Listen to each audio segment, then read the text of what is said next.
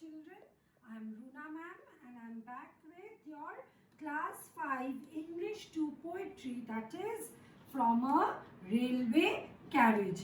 Now children, this video is connected to your lesson note of 13th August 2020. Please refer to the lesson note of 13th August. Now children, we have done the first 8 lines of the poem, isn't it? Now let's first revise the first 8 lines.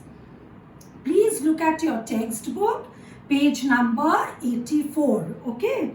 Faster than fairies, faster than witches, bridges and houses, hedges and ditches, and charging along like troops in a battle, all through the meadows, the horses and cattle.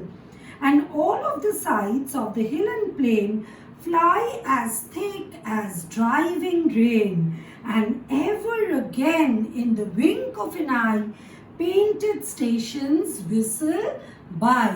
Now children, we have already marked these words and we know the meanings of witches. What are witches, children? Witches are women having magical powers, especially evil powers, isn't it?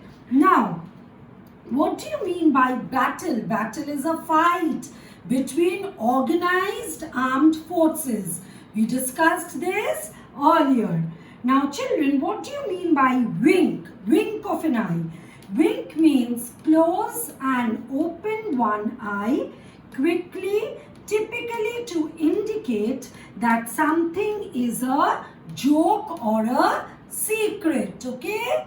Now, what did we see? That the railways were a very new and exciting invention in the 19th century, and the poem is about the experience of a boy, okay, while he was having a journey by train, okay. The poet explains the speed of the train and the natural scenes, okay, that the boy looks from the railway carriage. We also know, children, that the poet compares, okay, the speed of the train to the way the fairies fly and the movement of the witches, isn't it?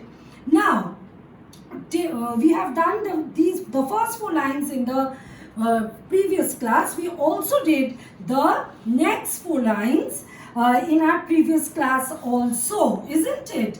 Now, in the next 4 lines, what is Stevenson saying? The poet is saying that the movement of the train, that the train rushes forward like soldiers, isn't it, who are attacking in the enemies in a battlefield, okay. The speedy movement of the train, okay, leaves behind what? The speedy movement of the train leaves behind the bridges, the ditches, the hedges, the houses. It also leaves behind the green fields, isn't it, children, where the horses and the cattle are grazing. Till here we have done in our previous class. Now today we will continue with the next 4 lines of the poem, okay. Here is a child who clambers and scrambles all by himself, gathering brambles. Here is a tramp who stands and gazes, and there is the green for stringing the daisies. Okay. Now children, mark this word clambers. Okay. What do you mean by clambers? Clamber means to climb or move in an awkward and laborious way, okay, using both hands and feet, okay. Clambers is to climb or move in an awkward and laborious way using both our hands and feet. So please mark the word clambers, okay. All by himself and gathering brambles. Here is a tramp. Now who is a tramp, children? Okay, this is a new word, so please underline this.